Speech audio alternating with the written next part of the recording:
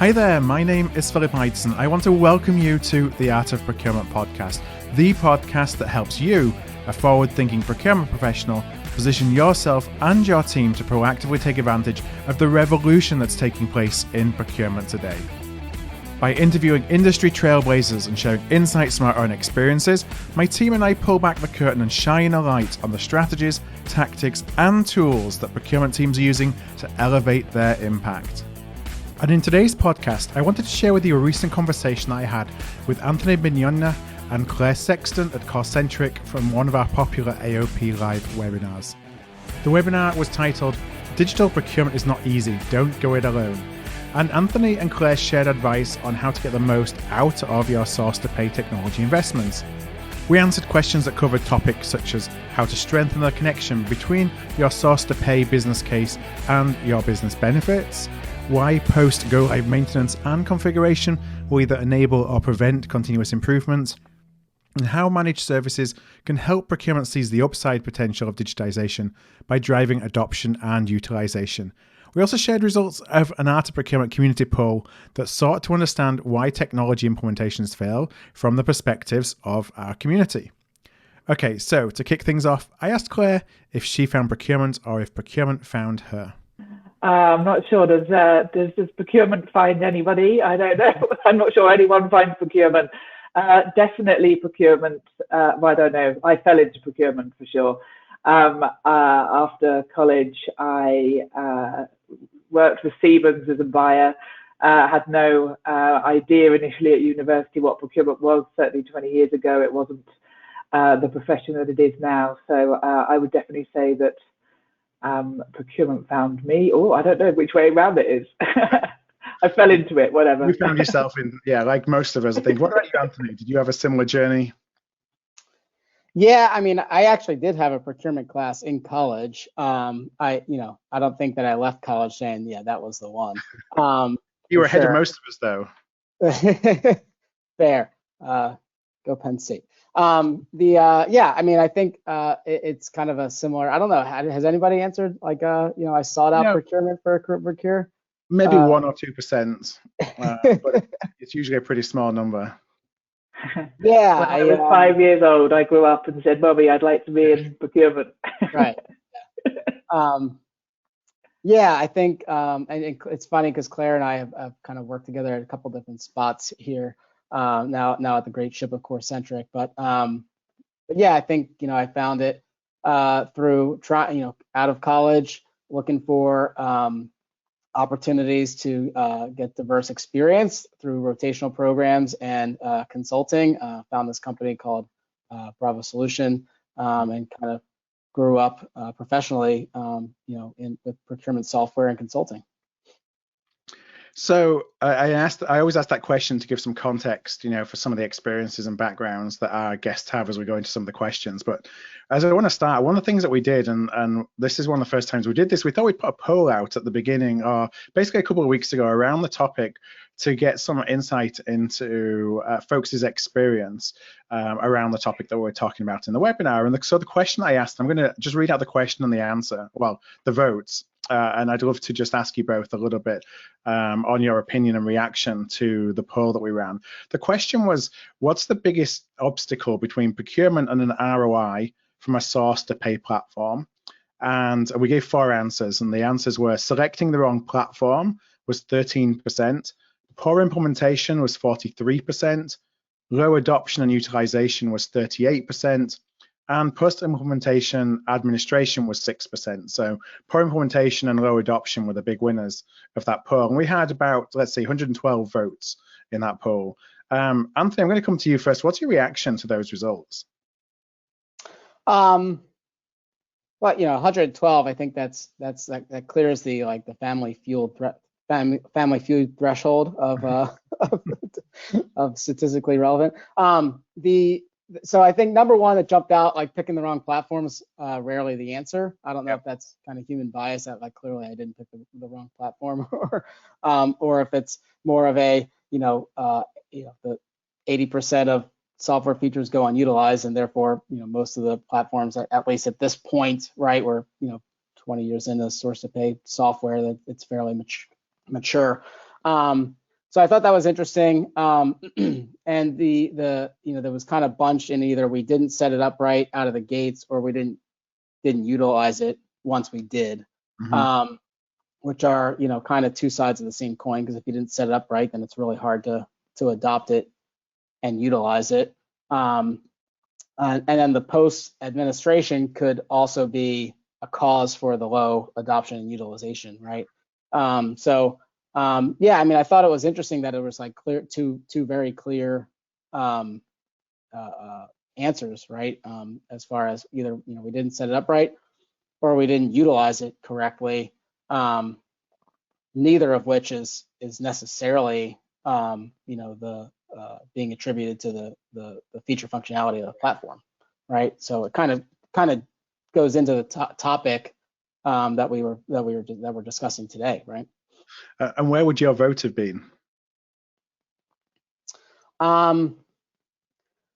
So implementations are tricky because every implementation, almost every one, unless you're kind of replacing a platform, you're dealing with not enough information, right? You're kind of trying to optimize a process that is based on not having technology while you're implementing a technology. And so all implementations are made with the information that is available at the time, but 6 months later, 12 months later, you have more information. So actually, my vote was actually the least one, which is the post-implementation management of the platform. But it's simply through some of my experiences as a consultant in this industry and seeing lots of customers and where they end up, 2, 4, 6 years post-implementation, and they're kind of in the exact same spot despite having that all that additional information, which has limited, which I think is a kind of the cause for the limited adoption utilization. But that's just one man's opinion, I suppose. No, Claire, well, you've got a lot of experience to back that up, though. So, Claire, where was what was your reaction as you saw those results?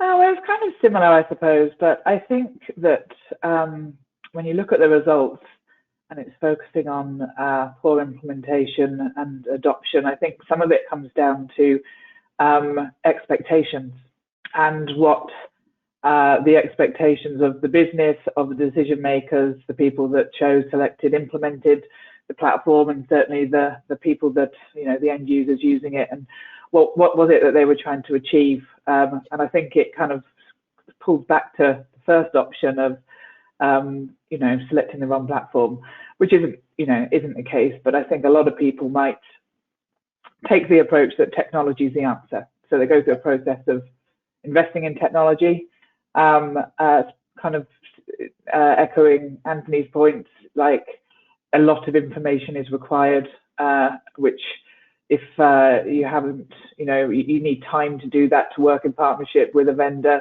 to be able to go through a seamless implementation. And that information isn't always available. So implementations can be tricky, and you're not necessarily going to get it right first time. And so that then leads into the adoption piece, that there is the need for it to be evolving rather than a one and done. Right. So I think that, coupled with what are they trying to achieve, what outcomes are they trying to achieve, and how, and therefore, if the two don't match, then those expectations are missed, which then often is blamed on adoption. As I looked at those results, one of the things that stood out to me is, as procurement folks, we pride ourselves on supplier selection. So perhaps we're not going to say that it was the wrong platform that we selected. How would you respond to me saying that perhaps that we spend too much time on supplier selection and not enough time on implementation? Yeah. I'll go on, Anthony. No, you go ahead. I was going to say that I don't. I think spending time on supplier selection is okay, but what criteria are you using to select your supplier? And that it shouldn't be necessarily a technology-led decision. You need to be looking for a partner that understands you and the business, and those two hand in hand will then hopefully lead to a better experience during implementation, because you've got more shared information and understanding and shared objectives. So, but yes, often it's the case that you have a very lengthy evaluation selection time, and then as soon as the decision made, it's why wasn't this implemented yesterday? Right. Yeah. Anthony, how about you? Yeah, I don't. I think so. One of the phrases that I use often is that go live is not a business outcome. And so I don't know if it's necessarily that we're spending too much time picking the technology or too much time on implementation. I think we're not spending enough time on, kind of to Claire's point, what are we trying to do and why, right? And then what is the path to get there? It's likely going to involve some level of technology enablement, right? But if the buying process is, hey, we need to buy technology, right? And that's the thing, then getting the technology live is the outcome. And so the buying process is all off, right? And what ends up happening, I think, is that because there's a lack of kind of clarity as to what the target business outcome is, then the buying process turns into kind of, here's a list of all the features I may want to use. And then you kind of send out that list, and whoever hits yes, like the first, second, and third most times, kind of gets shortlisted because they have the most features, which gives you the biggest strike zone for success, right? And then you kind of figure it out in implementation, which features to use. There's often a tendency to overuse features, which may not, if you're trying to be more efficient, adding more steps to a workflow is kind of counterintuitive to that, just because you can.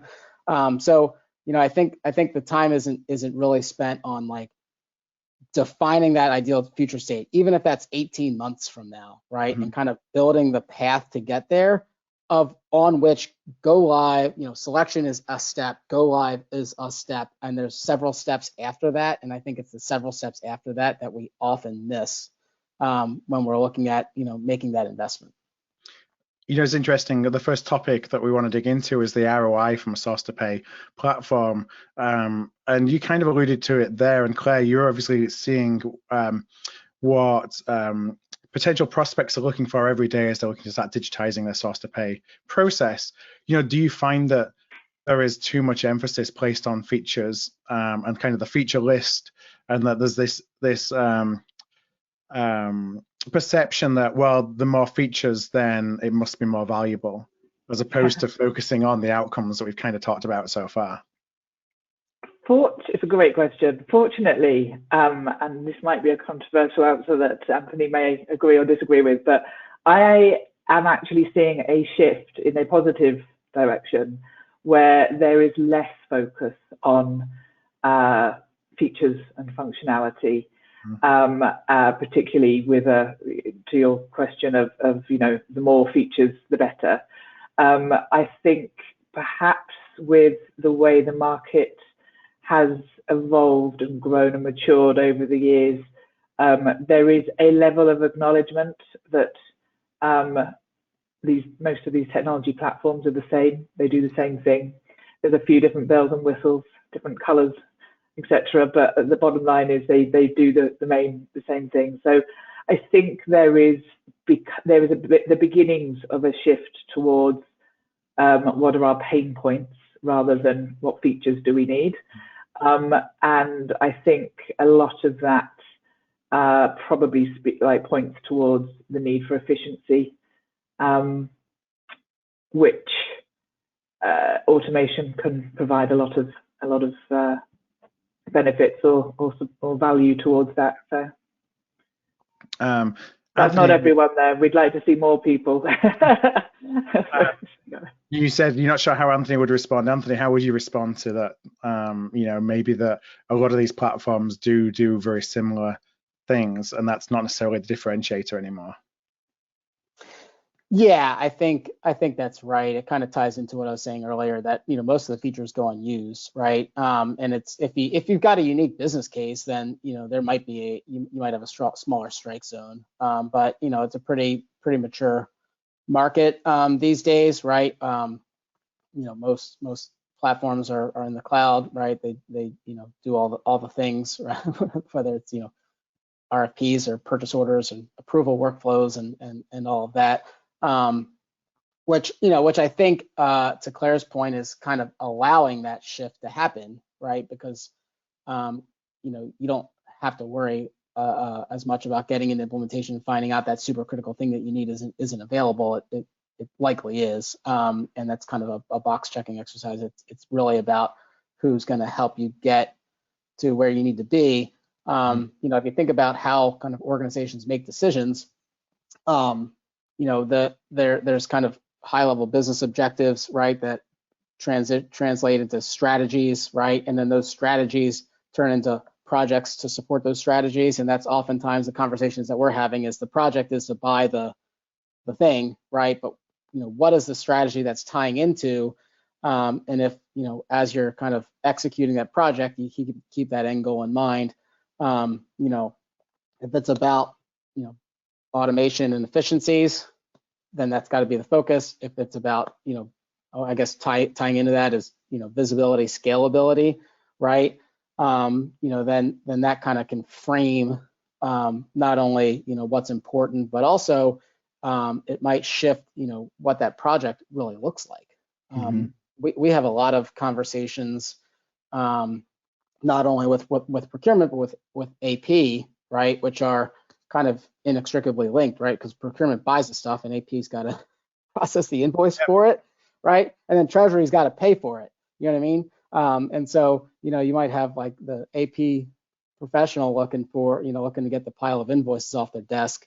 So you could shove them all into an AP tool, right? But the more things that are coming on a purchase order, the more invoices you can straight through process, right? And if the goal is to drive efficiency, scalability, automation, part of that project should be increasing how many your spend under management, how much of that's on purchase order, right? Which may be a different definition of what the project was than I got to buy an AP tool. And so a lot of times we help organizations kind of sift through some of that, figure out what they really need and where the impact's going to be. We have a couple of questions that from Bill and Taj that we got in advance. The question, and Claire, I'm going to pose this to you, but I'm going to paraphrase it a little bit. The questions were, is it possible that a procurement team might not yet be mature enough free from a basic source to pay platform? And I guess I'll change that a little bit and paraphrase it a bit to say, are there minimum requirements that should exist for a source to pay platform to be valuable? I like the first version better, just because I'm not sure. I'll think on that while I'm talking. Yes, I think that there is a time where technology, the investment in technology, can be too soon. And it is related to the maturity of an organization, whether that is size, but I think even if aside from size, it is probably about the readiness of the organization to be able to adopt it, and the need. So ultimately, this comes back to technology not being the only answer. Technology is part of the answer. But you can invest in the best, shiniest piece of technology, but if the business isn't ready for it or doesn't require it, and I think that's probably where the question's coming from as well, is it needed yet? And so there is a volume, a demand where the investment in technology, automation to drive that efficiency there is a sort of breaking point. What it is from a numbers perspective, I'm not sure. I'll let Anthony answer that one. But but yes, technology isn't the first thing necessarily for an organisation to think of. Well, Anthony, to follow up on that, like when you're solutioning, a design for an organisation, do you look at the maturity and think, well, it's best that they start off at a basic level and grow into something that's got greater capability to kind of go on to the digitization journey, if you will? Or would you look and say, I don't think they're ready at all yet? How would you kind of approach that as you're thinking about solutioning? Yeah, so I'll give kind of two quasi answers here. I think to Claire's point around like scale, if we think about it in terms of like an ERP, just because that's kind of a familiar proxy, organizations like you got QuickBooks, right? And then you might grow into the next ERP, but you don't need SAP or Oracle, right? So there's kind of like levels to this from a scale standpoint, and that just is a pure kind of ROI conversation, right? Is if I'm running 10 RFPs a year, do I really need to invest in a tool to do that? Probably not. But if you're getting, whatever. So if we kind of clear that scale thing, that scale issue, I like to say that two things are going to make your organization successful in their investment in whatever project it is. It's going to be a strategic impetus, right? Like, is there a need or a demand, right? And organizational readiness, right? Because it's not just the person that wants it. It's the you got to have your suppliers, you got to have your stakeholders, et cetera. But that said, kind of in the original context of the question, you got a procurement team and they're not super mature, but you've got kind of the need and the scale and the organizational readiness. You're not going to develop that maturity if you don't have the tools in place to do it, right? I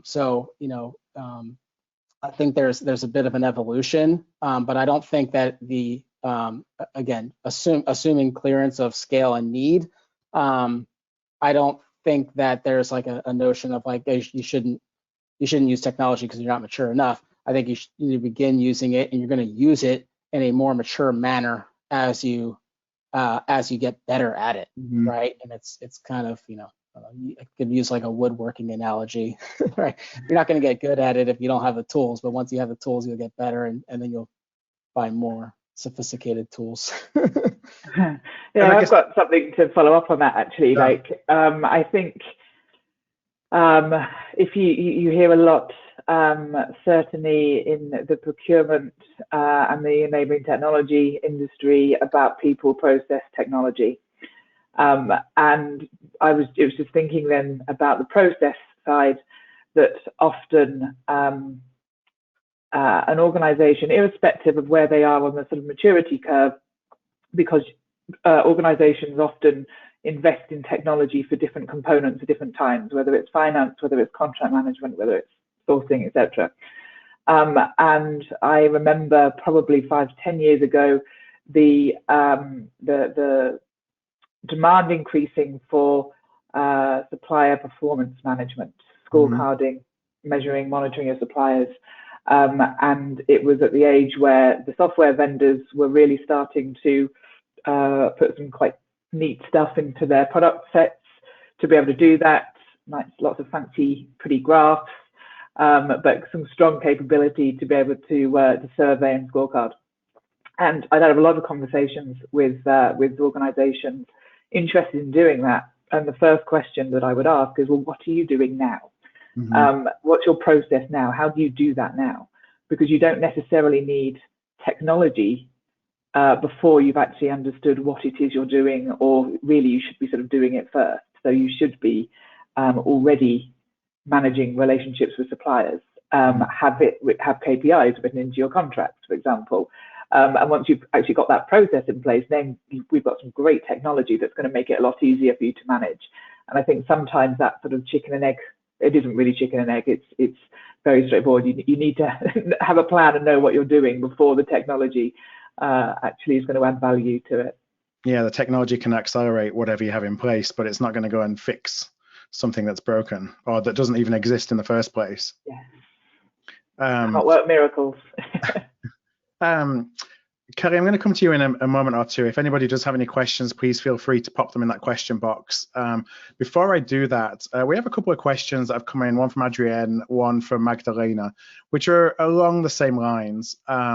Anthony, when you think about an ROI for implementation of a source-to-pay platform, how should anybody kind of be thinking about the business case? What are the things that they should expect that can build a business case for an investment in source-to-pay technology? It's a broad spectrum. I think a lot of times, technology is looked at as kind of accelerator efficiencies. And along each of those points, there's different, value propositions, I suppose.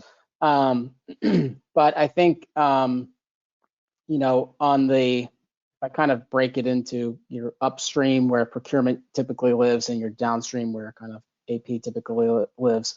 From a procurement standpoint, I think there's an inherent value to the more spend that you have under management, that you have kind of controlled, that you have kind of compliant. If you can do, we like to say, if you can make the right process easier to follow than the wrong one, you're going to increase the value that that procurement organization is, right? A contract is only as good as your ability to buy off of it, right? And you can only have as many contracts as your procurement team's able to put in place, right? So the efficiencies that you gain in being able to put preferred supplier agreements in place as a procurement organization, get to more spend, is enabled by technology. So there's an accelerated time to value. If you look at your procurement roadmap and you've got a 3-year one that can be condensed in a 2-year one.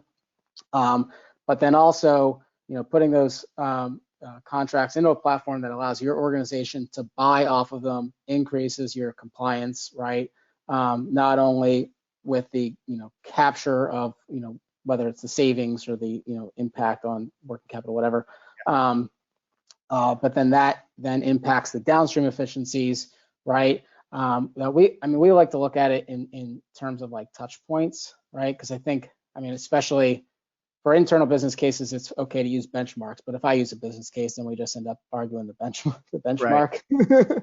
as a sales guy. Right, but if you look at the touch points and say, hey, for every single, like across your purchasing process, how many times do you have to touch that that transaction from the time you buy it to the time you pay for it, right? And if it's 11 and you can make it 3, like Right. call that a win.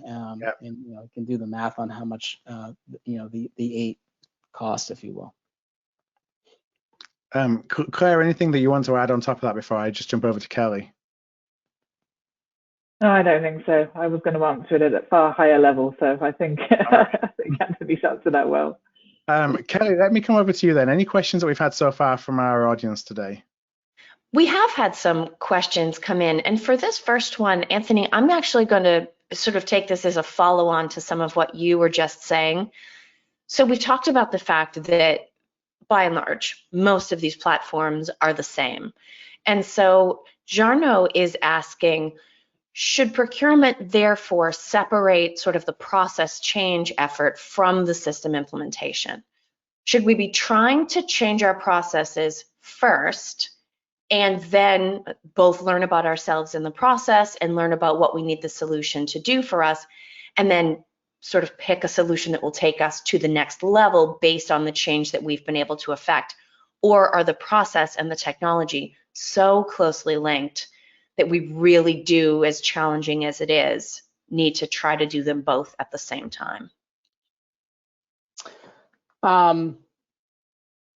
I don't know if there's necessarily a wrong answer there. I think, so Claire was mentioning earlier with the scorecard example, right? But I kind of agree and kind of disagree, because I think that there's a notion of, man, the best time to work on your process is when you have an enabler to make a process change happen, right? And so I think that the process and change, like there is going to be process and change anytime that you're introducing a new technology.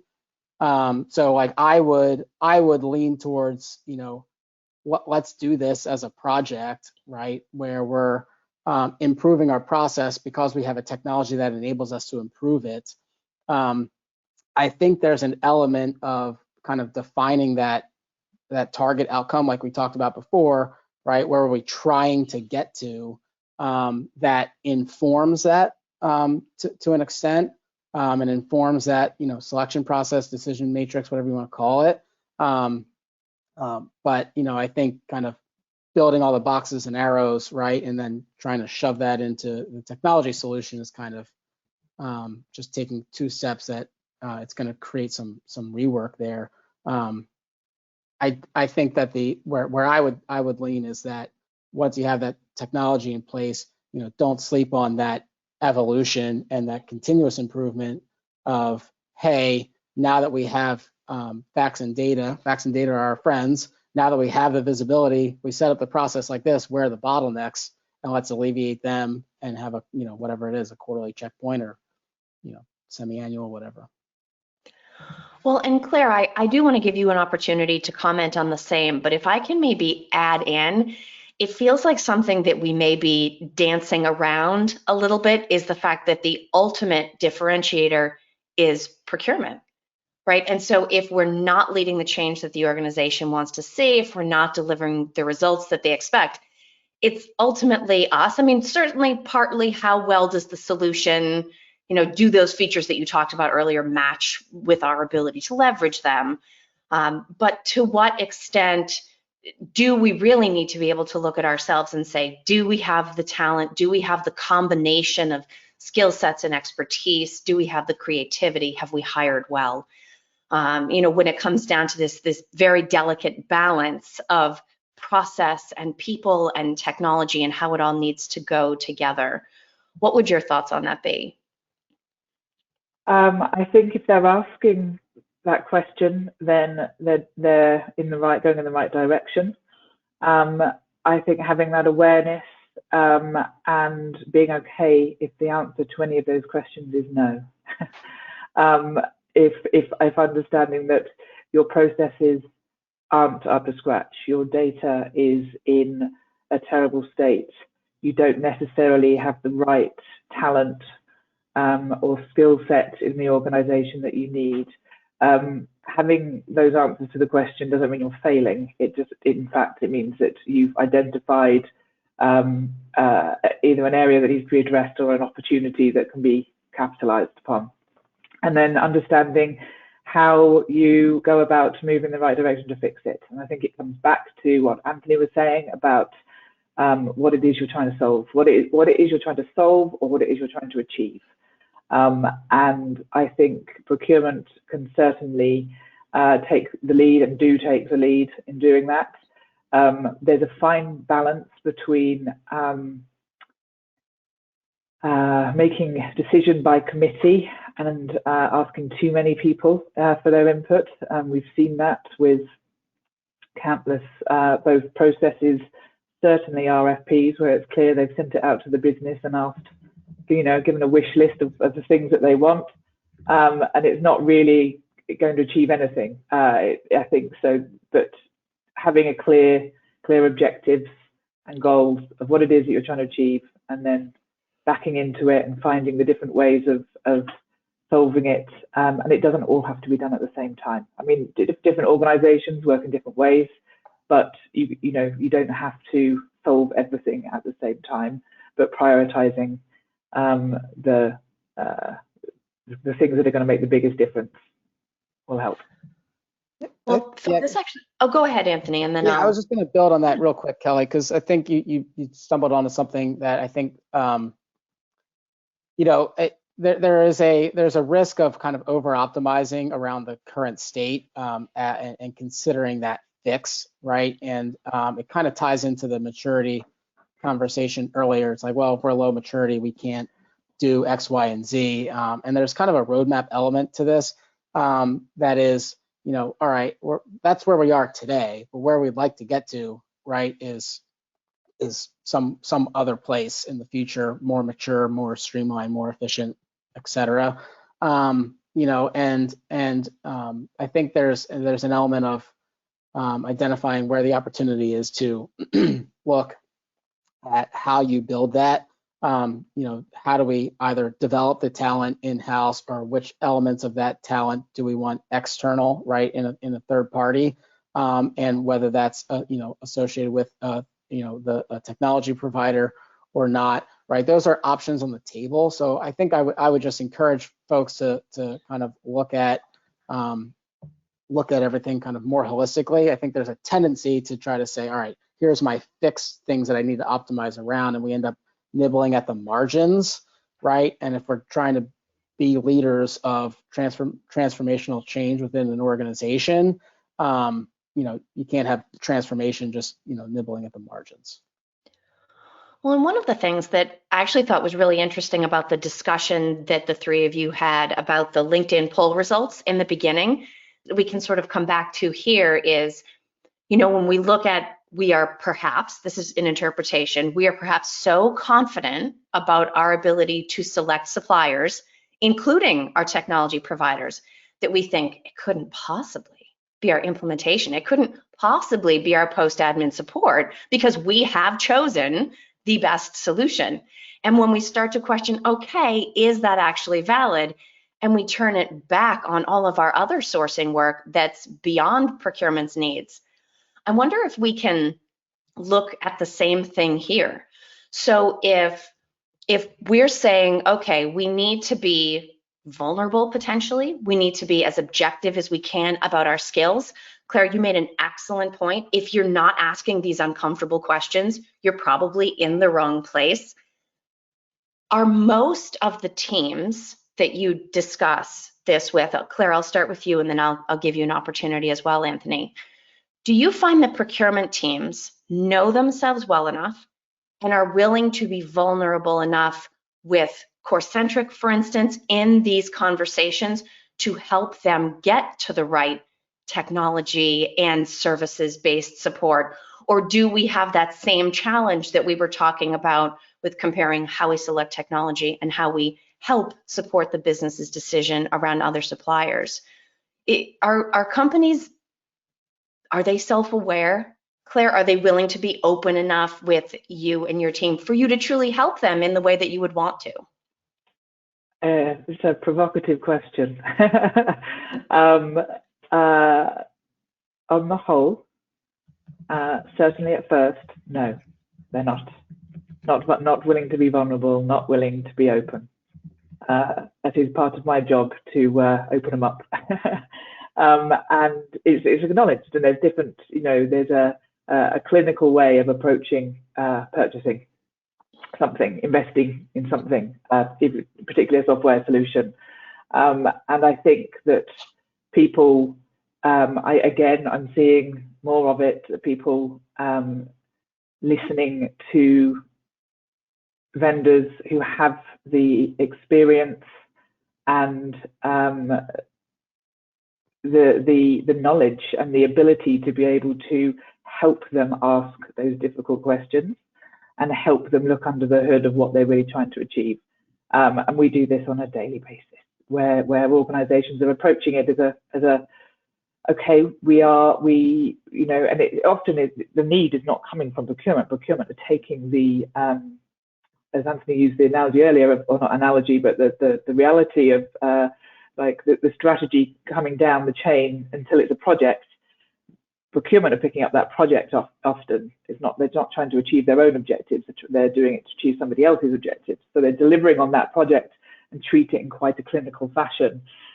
Whereas if we can get past that, which often means having conversations with people outside of procurement, but procurement driving that conversation and collaboration to get to the root of what we're really trying to solve, then I think that and that's where you get the better results and the better outcomes.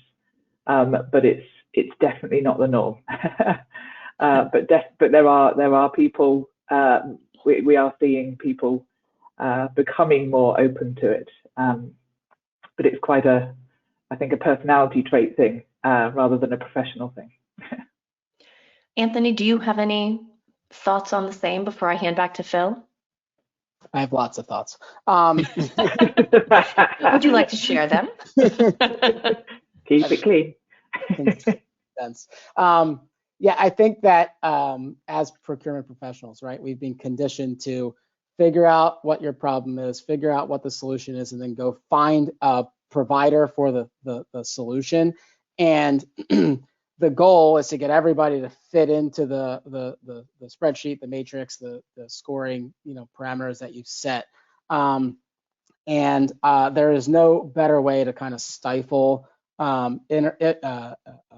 innovation and differentiation than to try to just get everybody to answer all the same questions. And I think that a lot of a lot of organizations miss opportunities because they've gone through the process that you were saying in the question earlier, where it's like I've designed everything within the vacuum of what I know and understand, instead of asking, hey, here's where I am, here's where I'm trying to get to, how would you help me? And being okay with the fact that you might talk to 3 different vendors that might have 3 different proposals to get you there, right?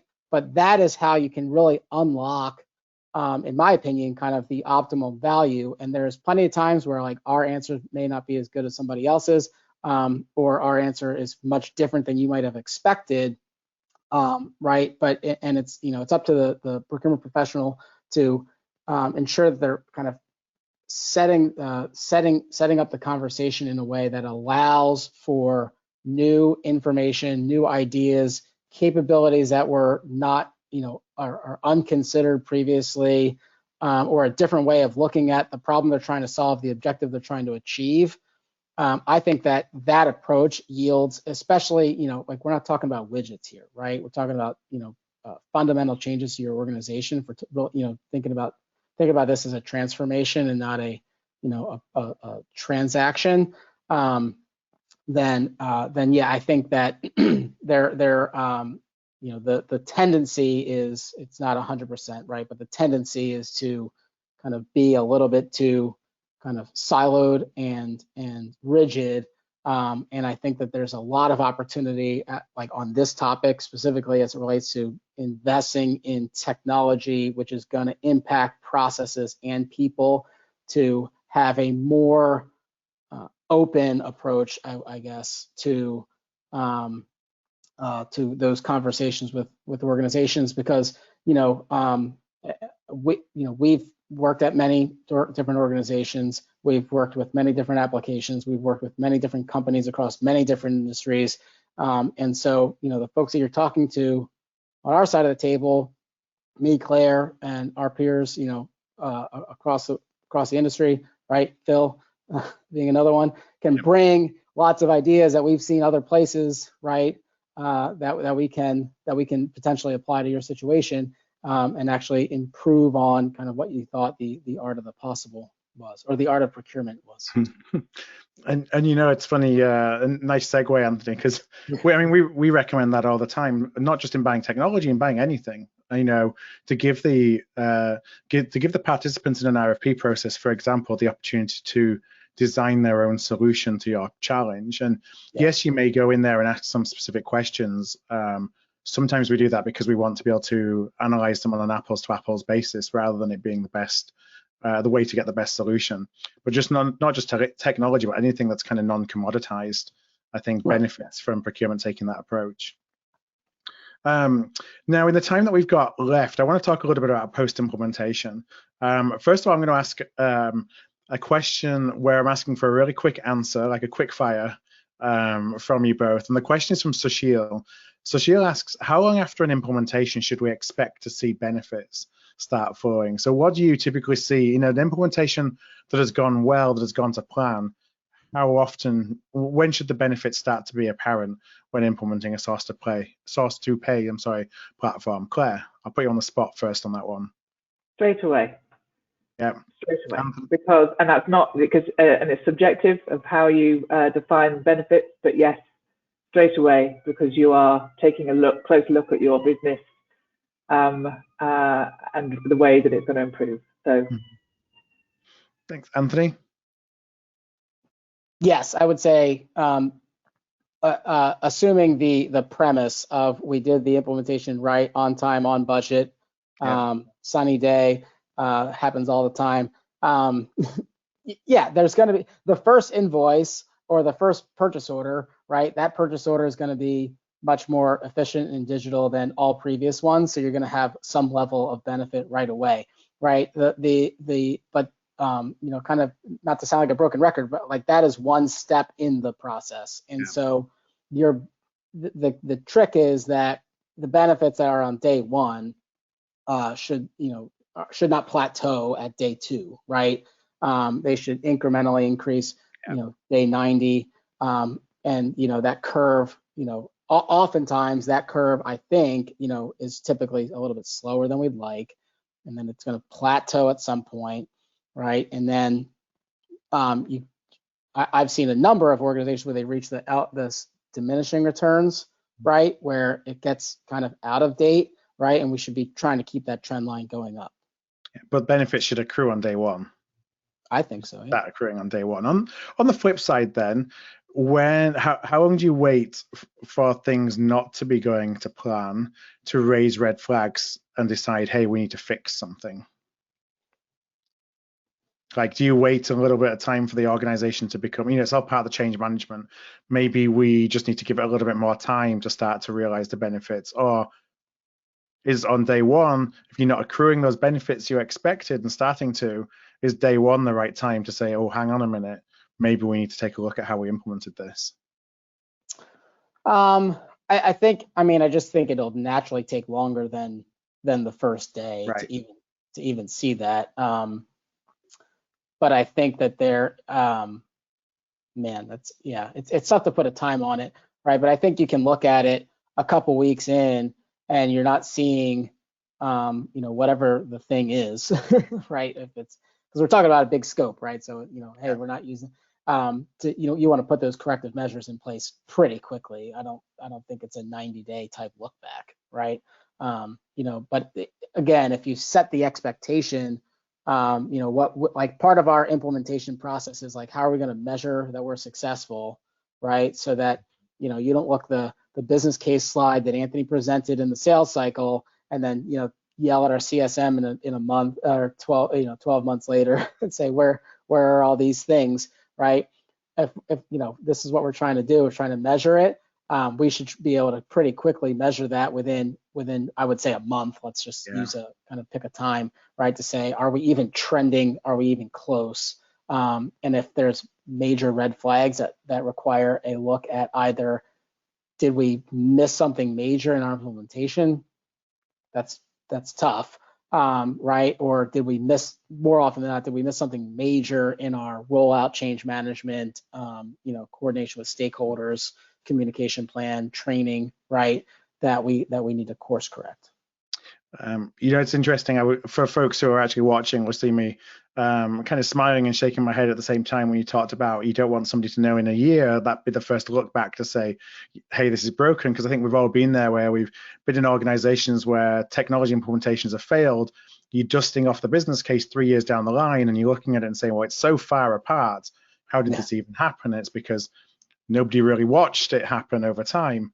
So I guess my question for Claire is, as we think about kind of the ongoing governance of an implementation, like what should anybody be thinking about in terms of making sure that we don't get too far apart on an ongoing basis? So it's not, okay, we're implemented, we're done, let's move on to the next thing, but let's make sure that there's some continued governance and maintenance to make sure everyone's eyes are still kind of on the prize, if it were. Yeah, and it's something that I think is all too regularly overlooked, is that focus on the need for continuous improvement. And I think I mentioned it in a different context earlier about the evolution and things not being a one and done. And so whether you're benchmarking or measuring performance against expectations or deliverables that you're targeting, or whether it's just doing a constant check-in on what you're, on how there are areas to improve. Sorry, what was the original question? Yeah, it's around like making sure that there's some kind of governance or process in place so that everyone stays on the same page and doesn't kind of forget at implementation that we're done and let's move on to the next thing. Yeah, no, absolutely, and I think it's important that usually there is a business owner. I think having executive sponsorship and leadership investment in an initiative is important. Again, it comes back to strategic objectives and what you're trying to achieve, which also change or can certainly adjust over time. And I think also use the vendor for that as well. That's your part of it, is part of their job is to make sure that the solution or service that they're providing you is as successful and optimal as possible. And so I would definitely lean on the vendor to help you with that, whether it's attending, quarterly business reviews or anything like that. I think there's let alone a more hands-on approach is going to help you be able to get that governance and ongoing management. Yeah, I just want to say, you mentioned quarterly business reviews there. As a provider, and I've been a provider as well in the past, as well as a practitioner, a provider, you take those QBRs really, really seriously. So that's the way, to get the attention of leadership, if you feel like there's things that need a course correct, or if you want to work on, more strategic initiatives or whatever it may be. So many procurement organizations don't do things like QBRs. And I just want to encourage anybody who's listening, if you aren't doing QBRs, and this is for technology, but also for non-technology suppliers, do them, because they're taken really, really seriously internally by your service providers, and with accountability and line of sight really high in most organizations as well. Couldn't agree more. Two quick points. Yeah. Two quick, promise, quick. One, what doesn't get measured doesn't get managed, right? So what does success look like? If you're trying to increase POs, you should measure POs, and you should measure the things that impacts the increase of POs, like how many things you have on catalog and all of that stuff, right? And then around who measures that, whether you do it in-house or whether you do it with your technology provider or partner, right? That notion of having that shared objective, kind of going back to what I said before, go live is not the business outcome, it's a step in the process. If you can work out kind of shared objectives with that technology provider, then that creates kind of this win-win where they're helping you not only monitor but also achieve. Mm-hmm. We have just a few minutes to go. I've got a couple of project-specific or business case-specific questions, and we'll see if we can get to both of them. Just listeners who have written in with questions about their specific situation. One of them is from Bergen, and Bergen says, I'm about to submit my business case for funding for a new suite. Been conservative with my estimates around value add and efficiency savings. But how do I keep my exec leadership engaged between kind of the kickoff and the point of realization of those benefits? So, while you've spent the money, but you haven't got the benefits on the back end, how do we keep leadership engaged so that they're still bought into what you're trying to do? Let's see, Anthony, I'll ask you first. All right, I'll keep it short, I promise.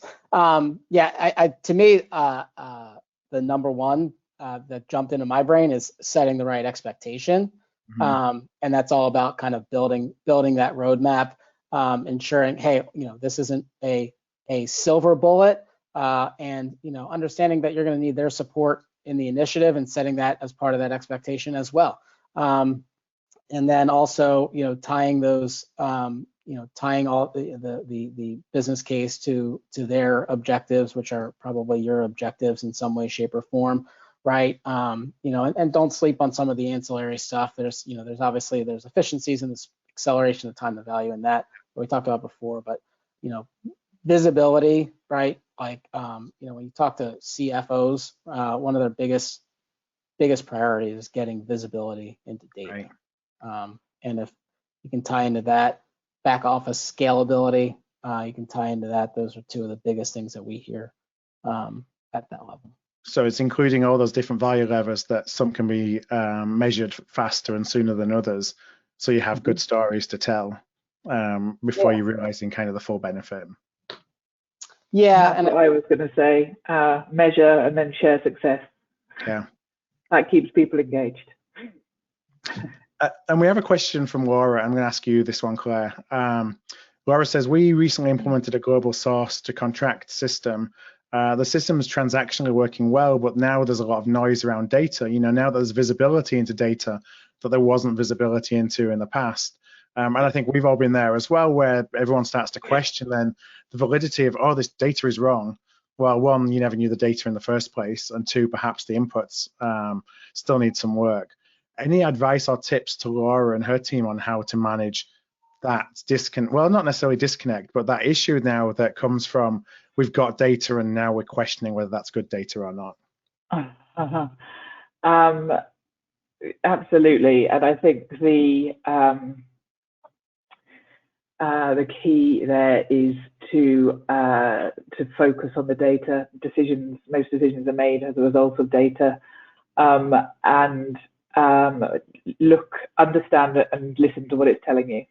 And often, having worked in spend analytics for many, many years, getting visibility into your spend and really looking at it and understanding it can be scary, because it can make you, and just coming back to what Kelly was talking about, being vulnerable, it can show the gaps.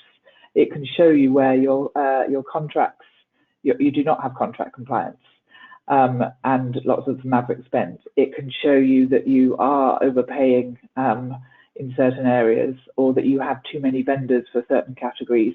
But I think the trick is to, yes, make sure that data is accurate, correct, cleansed, normalized, etc. But then use that data, use the insights that you're getting to identify opportunities. So I'm not sure if that answered the question or not, but I think that there's twofold. There's the quality of the data and the what the data is telling you.